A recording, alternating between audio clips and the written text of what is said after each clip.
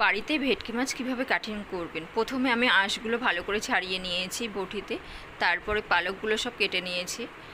আর মাছটার সাইজটা খুব বড় আছে, হাত দিয়ে ধরে কিভাবে কাটিং করব তাই ভাবছি অনেকক্ষণ থেকে। দেখুন ধরে নিয়েছি, হাতের মধ্যে আসছে না। বটিতে তেমন ধার নেই, খুব কষ্ট করে কাটিং করতে হচ্ছে, একদম ধার নেই। প্রথমে মাথার সাইডে এইভাবে কাটিং করতে হয়, তারপরে যখন হাড্ডিটা কেটে যায় তারপরে সাইডে পেটের দিকটা কাটিং করতে হয়।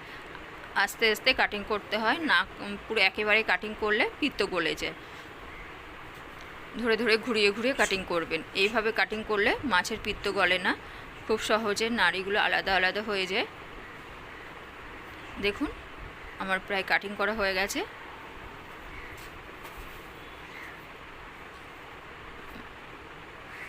আলাদা করে নিলাম, এইভাবে আলাদা করে নেবেন মাথার সাইড থেকে।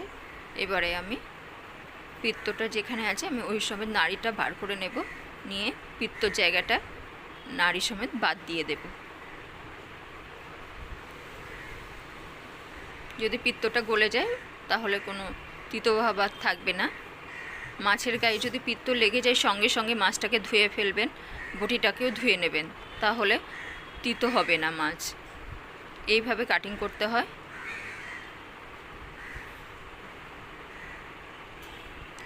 আর এখানে একটা পর্দা থাকে মাথার মধ্যে, ওটাকে ভালো করে ছিদ্র করতে হবে, তারপরে যে রক্তটা থাকে রক্তটা বার হয়ে যায়। এইভাবে কাটিং করবেন। আর আমি পেটি বার করছি, সাইড থেকে কাটিং করে নিতে হয়।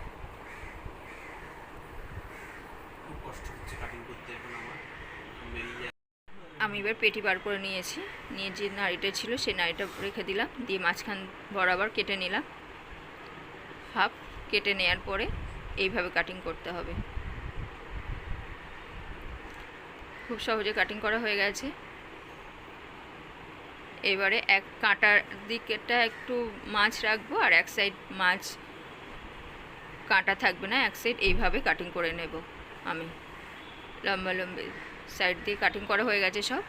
ভিডিওটি ভালো লাগলে লাইক করবেন, শেয়ার করবেন, আর সাবস্ক্রাইব না করা থাকলে সাবস্ক্রাইব করে পাশে থাকা বেল আইকনে ক্লিক দিয়ে সঙ্গে থাকবেন।